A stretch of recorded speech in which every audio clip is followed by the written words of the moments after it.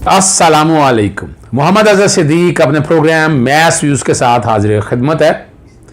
9 जनवरी 2022, मैं तारीख भूल जाता हूँ। आप बड़े लोग कहते हैं कि ना तुम चैनल सब्सक्राइब करने का कहते हो ना लाइक, और मैं देखिए मेरा काम है आप तक आगाही देना, फैसला आप लोगों ने करना है। यानी ये मेरा काम नहीं है, और ना मैं इसको एक अपना बिजनेस के तौर पर लेकर चलता हूँ। मेरा वक्त बड़ा अहम है, आप तक आगाही देना मकसद है। रब पाक आसानी रखे।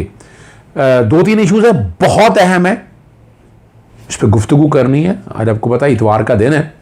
सबसे पहला जो इशू आपके सामने मैंने रखना है, हमारे लाहौर बार के इलेक्शन हुए कल, और आप हैरान रहेंगे इतनी बड़ी लीड के साथ आसमा जहांगीर ग्रुप हार गया। लोगों ने मुझे बड़े सवाल किए कि भाई आपने तो आसमा जहांगीर ग्रुप को सपोर्ट किया था आसन भून की दफ़ा। मैं क्लियर कर दूं, मैंने आसन भून को सपोर्ट किया था, आसमा जहांगीर ग्रुप को नहीं किया था। आसमा जहांगीर इस लायक नहीं थी कि वो बाहर की पॉलिटिक्स में, और उसमें हर लोगों को इख्तलाफ रहेंगे, पर मुझे शदीद इख्तलाफात है। आप अंदाज़ा लगाएं कि वो इलेक्शन जीत गए और उसके बाद ये इलेक्शन तो उनका होना चाहिए था, लेकिन मैंने वजह बता दी थी आपको। आसमा जहांगीर फाउंडेशन का जो सेमिनार हुआ अवारी में, जिसमें अदलिया मुखालिफ तकारीर की गई, और मैंने वर्ल्ड जस्टिस प्रोजेक्ट को खत भी लिखा, बैकग्राउंड पे वो खत चल रहा होगा। जब मैंने सवाल, अभी तक जवाब नहीं आया उनका कि आपने कैसे हमारी अदालतों को डाल दिया। और यहां जैसे आपके सामने अली अहमद कुर ने जो तकरीर की, फिर पाकिस्तान मुस्लिम लीग नून के जो लोग थे वहां पर, आप सब लोगों के सामने, और मैंने कह दिया था कि ये बड़ी बुरी तरह से, और प्रोफेशनल ग्रुप हामिद खान, पाकिस्तान तहरीक इंसाफ वगैरह सब ने राव समी को सपोर्ट किया था। 4431 वोट लेकर वो कामयाब हुए। फरहाद शाह 2200 वोट, ये तो बहुत बड़ी लीड है बाहर में। इतनी यानी इस ग्रुप के लिए, आसमा जहांगीर ग्रुप के लिए तकलीफ दे है। मैंने तो बड़ी दफ़ा कहा है, आसमा जहांगीर चली गई हैं, छोड़ें आप, बाहर पॉलिटिक्स करें आप अपने तौर पर, और वो जो नुक्ता नज़र है ना, वो नहीं अब चलने वाला, ये याद रख लीजिएगा। बहरहाल हमारे दोस्त हैं, हम बाहर पॉलिटिक्स करते हैं, सियासी पॉलिटिक्स नहीं करते, और ना इस पर यकीन करते हैं। राव समीम और बाकी सब दोस्तों को लाहौर बार का इलेक्शन जीतने की मुबारक। इसके साथ एक और सख्त है, वो प्रेस रिलीज बैकग्राउंड पे चल रही होगी, कि पंजाब बार काउंसिल ने 8 जनवरी को एक तमाम ज़िले और तहसील बारों के इलेक्शन बादद नतायज किसी किस्म की असले की नुमाइश और फायरिंग की सूरत में मुतलका अफराद और कामयाब उम्मीदवारों का इलेक्शन नोटिफिकेशन और लाइसेंस मुअत्तल की जाएगा और कानूनी कार्रवाई की जाएगी। फरहान शहजाद हैं, vice chairman Pakistan Punjab bar council हैं, और हाजी मोहम्मद अफजल दुराना है, chairman executive committee Punjab bar council का। अब देखते हैं, कई वाक़े हुए हैं, फायरिंग के वाक़े हुए हैं, अच्छा इक़दाम है, क्या एक्शन लेते हैं आप लोगों के सामने आ जाएंगे। अच्छा, एक और आपसे जो बड़ी गुफ्तगू जिक्र करना है, मॉडल टाउन सानिया के हवाले से। 17 जनवरी 2022 को समाअत है इसकी, और पाकिस्तान मुस्लिम लीग नून के शहबाज शरीफ और नवाज शरीफ के वकील इसको डिले करना चाहते हैं, क्योंकि अब केस में उनके वो जान रह नहीं गई है। हालात और वाक़यात सामने, एक एक चीज़ सामने आ गई, इन्वेस्टिगेशन रोक नहीं सकते हैं, बड़ी तफसीली बहस हो गई है। अब ये लटकाते ये फिर रहे हैं। अब उम्मीद है कोई एडजमेंट आ जाए इनकी, फिर कोई बीमारी या इस तरह की बातें ना आ जाए, वरना ये कोई केस इतना लंबा नहीं रह गया। एक आध हेयरिंग का केस है, और वहाँ मैं समझता हूँ कि JIT की इंक्वायरी अपनी जगह कंप्लीट हो, कंक्लूड हो, और हकायक सामने आने का मकसद है। और वफाकी हुकूमत, वफाकी काबीना की मंजूरी, मुस्तफ़ा इम्पैक्ट्स केस, ये सारी चीज़ें बड़ी डिटेल में डिस्कस हो चुकी हैं। तो उम्मीद है कि सानिया मॉडल टाउन के हवाले से उनके लवाहिकीन को इंसाफ मिलेगा। JIT अपना काम कंप्लीट करेगी। जब JIT काम कंप्लीट करेगी, नवाज शरीफ, शहबाज शरीफ, राना सनाउल्लाह, ये सारे लोग मुजरिम हैं, बाकायदा इनकी एक्टिव पार्टिसिपेंट, और हर चीज़ वो सारी रिकॉर्ड के सामने आपके आ जाएगी।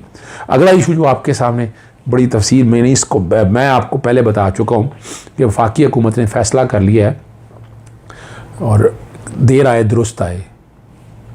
नवंबर 2019 में लाहौर हाई कोर्ट ने, फैसला भी चल रहा होगा बैकग्राउंड पे, और वो एफिडेविट भी चल रहा, अंडरटेकिंग नवाज शरीफ की भी और शहबाज शरीफ की भी। शहबाज शरीफ ने ये पटिशन दायर की थी कि नाम ECL में निकाला जाए। शहबाज शरीफ किस कैपेसिटी में आ सकते थे, चलें वो एक तरह लहदा रखते हैं। और आपको याद होगा ये 7 अरब के करीब शोटी मांगी थी।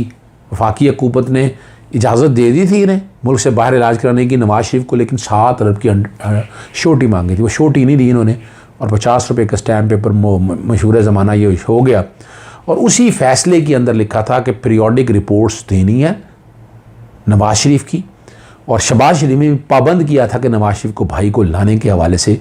और पीरियोडिक रिपोर्ट डेविड लॉरेंस के अलावा और कोई नहीं है उनके पास।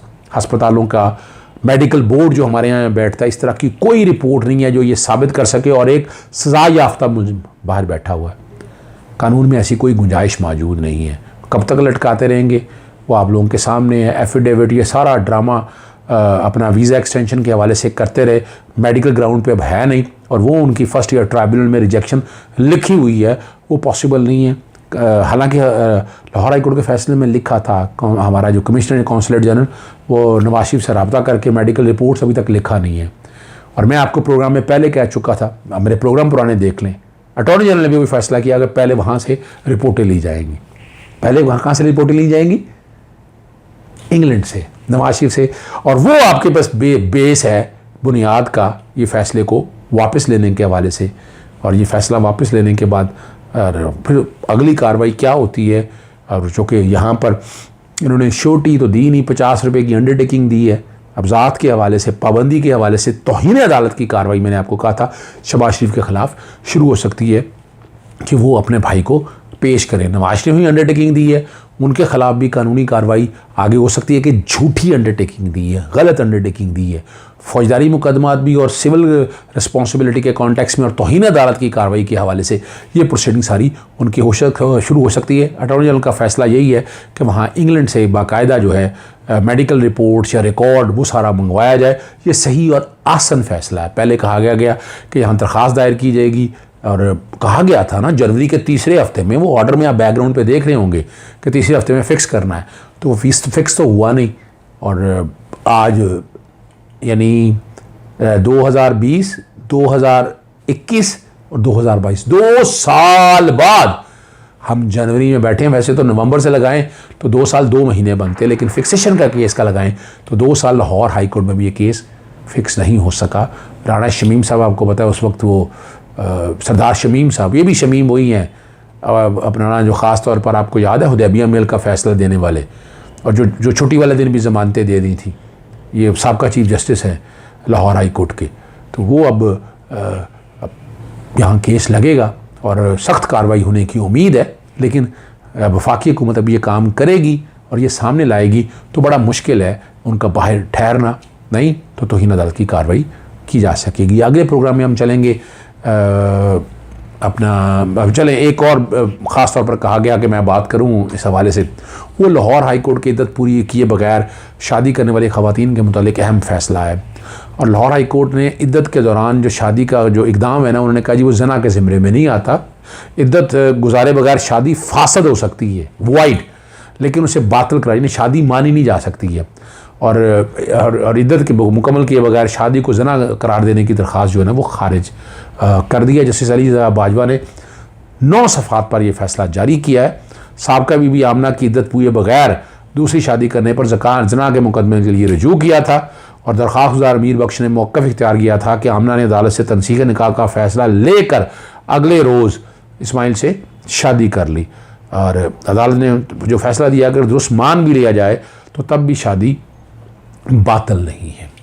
इसमें थोड़ी सी कुरानी आयात हैं जो आपके साथ मैं डिस्कस कर देता हूँ, जिसका जिक्र भी किया गया है। कुरान हदीस के मुताबिक बातिल होगा उलमाए कराम। उलमाए कराम ने अब जो इस पर बात कहा है, क्या कहना है कि इद्दत के दौरान निकाह जायज़ नहीं है। अगर ऐसा करता है तो कुरान हदीस की मुखालफत करता है। मौलाना अब्दुल गफ़ार रोपड़ी, शेख अब्दुल्ला नासिर रहमानी, शेख अब्दुल समार हमाद, हाफिज़ अब्दुल वहाब रोपड़ी और बहुत से हाफिज़ ज़ुबैर अहमद ने कहा कि औरत को इद्दत गुजारने का हुक्म अल्लाह ताला ने कुरान मजीद में दिया है। सूरह बकर आयत नंबर 228 में इरशाद बारी ताला कि जिन औरतों को तलाक हो जाए वो 3 हैज़ इद्दत गुजारें, उसके लिए जायज़ नहीं कि वह अपने रहमों में जो कुछ है उसको छुपाएं। अगर हमल हो तो उसको जाहिर करें और निकाह के लिए 3 हैज़ का इंतज़ार करें।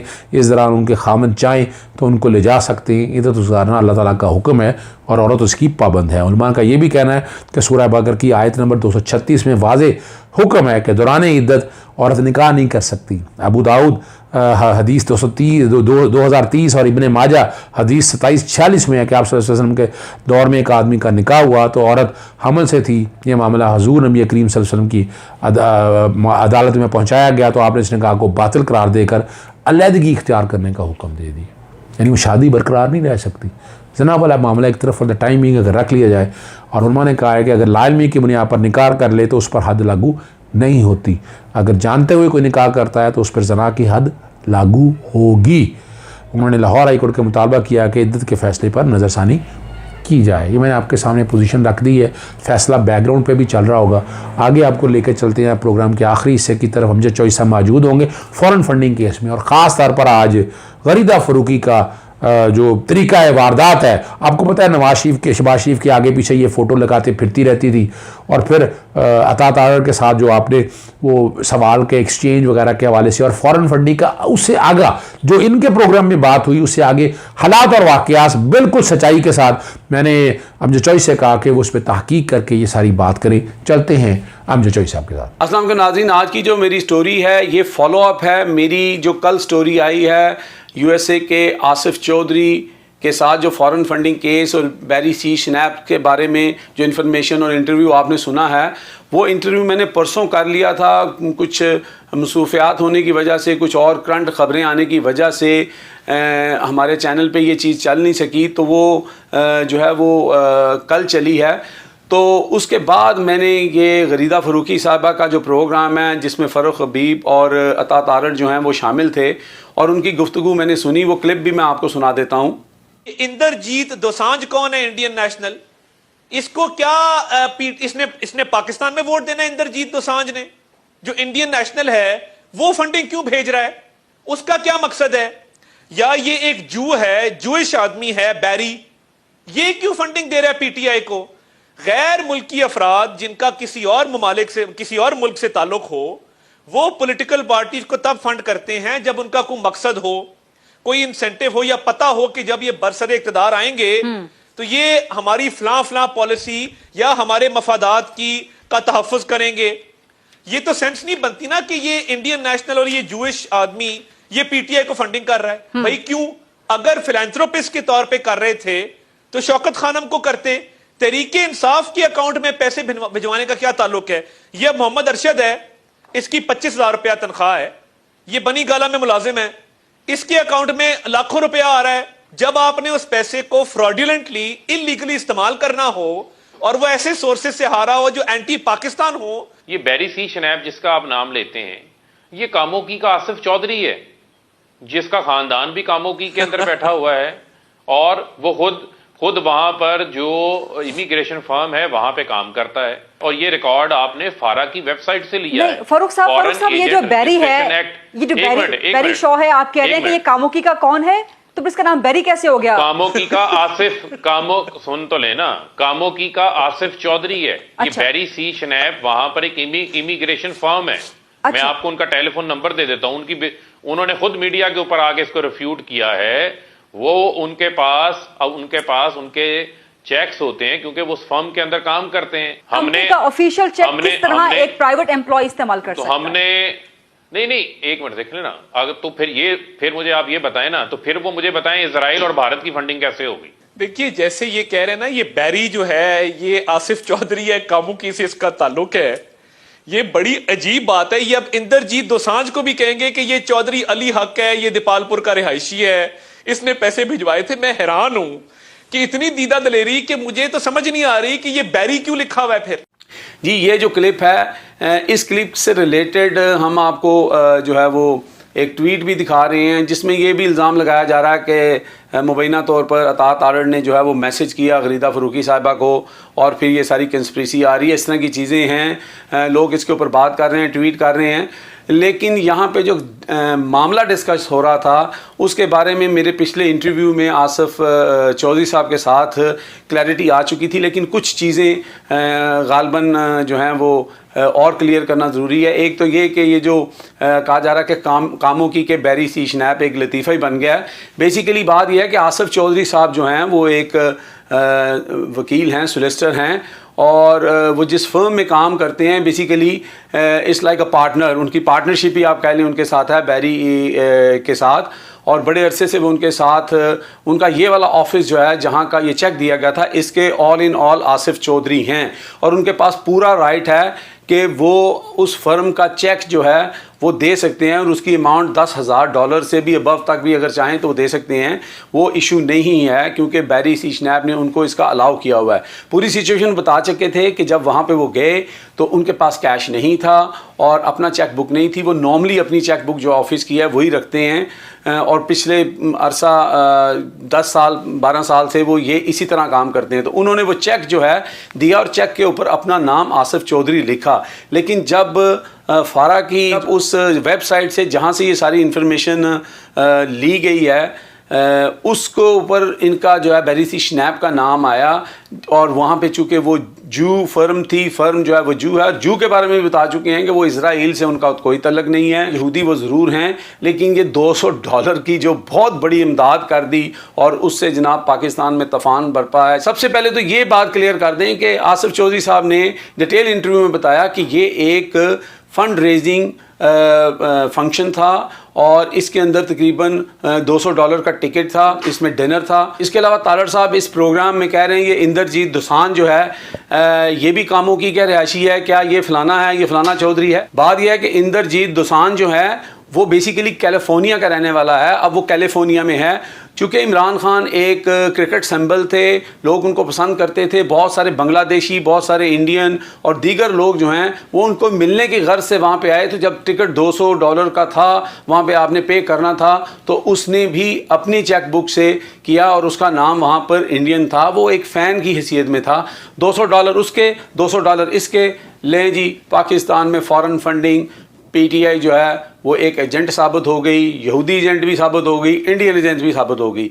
अब यहाँ पे अगर साड़ियाँ दी जा रही हैं, साड़ियाँ आ रही हैं, आम की पेटियाँ जा रही हैं, शादियों पे बुलाया जा रहा है, बग़ैर वीज़े के जो है वो लोगों को मरी ले जाया जा रहा है, यहाँ से आपका कोई लिंक साबित नहीं होता। लेकिन अगर किसी इंडियन ने $200 दे दिया है और किसी यहूदी फर्म से $200 आ गया है, आप बात वो करें जो बेज़ाब्तियाँ हुई हैं। अगर आपको ऐसा लगता है कि स्क्रूटनी कमेटी के अंदर कुछ फ्रॉड आया है तो उसको ब्लैक एंड वाइट में पेश करें, लोगों को गुमराह मत करें। मेरा मकसद सिर्फ यहाँ पे बताना ये था। कुछ सबूत हम आपको दिखा रहे हैं, उस चेक की पिक्चर्स भी आपको दिखाएंगे, और इसके साथ साथ एक हम आसिफ चौधरी साहब जो एक पैट्रियोटिक इंसान हैं, वहाँ पर बहुत पाकिस्तान के लिए दर्द रखते हैं, और एक सेनेटर के साथ उनकी जो वहाँ पर एक वीडियो है वो भी हम आपको दिखाएंगे कि वो सेनेटर किस तरह उनकी तारीफ़ कर रहा है।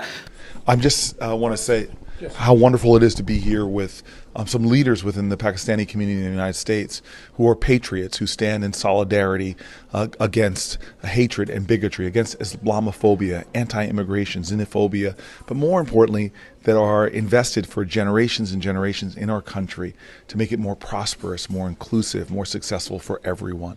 The Pakistani community has been essential to American success for a long time now, and one that really banishes the darkness of hatred and elevates the common ideals we have. And Mr. Senator, there are almost a million Pakistani lives in this country. Yes. And they have a grave concern about the human rights situation in Kashmir. So would you like to say a few words about the issues of justice and self-determination, the issues of the democratic principles? We need to make sure that in every way democratic countries are living by what are universal principles. Thank you, sir. Thank you very much. Thank you. We have to head out. तो ये चीज़ें कि आप एक मुहब्बे वतन पाकिस्तानी जो है उसका आप मजाक उड़ा रहे हैं कि जी ये आसिफ चौधरी जो है वो ये है और फलाना जो ये है। आप मुद्दे पे रहें, जो आपके सियासी इख्तलाफात हैं उनको ऊपर डिबेट करें। लेकिन अगर आप ये समझते हैं कि मेन स्ट्रीम मीडिया पे बैठ के गरीदा फरूकी और अता तारड़ और दीगर जो हैं वो चीज़ों को इस तरह मैनिपुलेट करके लोगों को बेवकूफ़ बनाएंगे, तो हम जैसे लोग यहाँ पे मौजूद हैं जो आपके इस दजल और इस झूठ को बेनकाब करने के लिए हर वक्त तैयार हैं। जी नाज़रीन, एक हमारी स्टोरी आप तक पहुंचनी थी, क्योंकि यहाँ पे करंट इशू की वजह से वो नहीं आ सकी, मंडे को आएगी। उसमें हमने अपने पैटर्न को थोड़ा चेंज किया था, वो हमने उसमें प्रॉपर्ली एक्सप्लेन किया है। लेकिन फ़िलहाल मैं आपको सिर्फ ये बता देता हूँ कि मियाँ मोहम्मद बख्श साहब के अशार हम आपको सुनाया करेंगे। उसी से इस स्टोरी के साथ रिलेटेड एक शेर आज का जो चूज़ किया है मैं वो आपकी नज़र करता हूँ। मियाँ साहब फरमाते हैं, ओ खासा दी गल ओए आमाया गे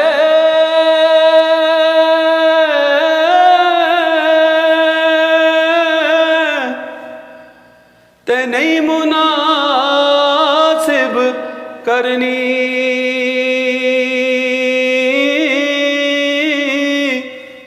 ओ खासा दी गल ओए आमाया गे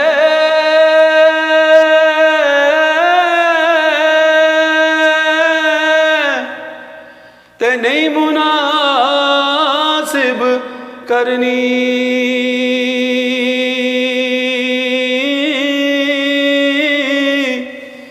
हो दूध दी खीर पुका मुहम्मद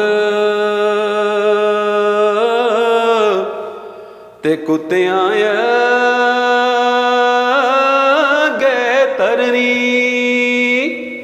जी नाजरीन, ये शेर जो है मियाँ साहब इसमें फरमा रहे हैं कि अगर कोई इंसान आप उसके साथ अक्ल की बात करते हैं और वो आम आदमी निकलता है या वो एक इंटेलेक्चुअल बदयानत है, तो आप उसके साथ जितनी मर्जी सबूत, जितने मर्जी अक्ल की बातें कर लें, उसने आपकी बात नहीं माननी, उसके पल्ले आपकी बात नहीं पड़नी। और वो मिसाल देते हैं इस शेर के अंदर कि वो इसी तरह है कि आपने बड़ी मेहनत से दूध की खीर पकाई, उसमें बादाम डाले, चीज़ें डाली और मेहनत से बनाई, और आखिर में वो खीर जो है आपने कुत्तों के आगे धर दी, यानी कि कुत्तों को पेश कर दी या कुत्ते के सामने आपने वो खीर रख दी। मेरी इस बात से कोई ऑफेंडेड ना हो, मैंने सिर्फ मियाँ मोहम्मद बख्श साहब की शायरी की तशरीह की है। अलबत्ता हमारे यहाँ पे तो पॉलिटिशियंस आजकल एक दूसरे को या सहाफ़ियों को या दूसरे लोगों को जो मुखालफिन हैं उनको डायरेक्ट जो है वो भौंकने वाला बनाकर भी पेश कर रहे हैं। तो ओवर टू अजहर सिद्दीक साहब। आपने अमजद चौधरी के हवाले से वो चीज़ें सारी सुन ली और देख ली। फॉरेन फंडिंग के केस में पाकिस्तान तहरीक इंसाफ किसी तरह भी तालीम नहीं हो सकती। जो ख्वाब दिए बैठे थे, जो आवाम को लॉलीपॉप दिया था, वो तो अब ख़त्म हो गया। अब कहने को कुछ नहीं है। बहरहाल तहरीक इंसाफ लग ये रहा है कि अब आगे बड़े ज़ोर शोर से इलेक्शन की तरफ जाएगी। अगला इलेक्शन क्या होता है आने वाला वक्त ही बताएगा। इजाज़त चाहूँगा। अस्सलाम वालेकुम, अल्लाह हाफ़िज़। पाकिस्तान जिंदाबाद।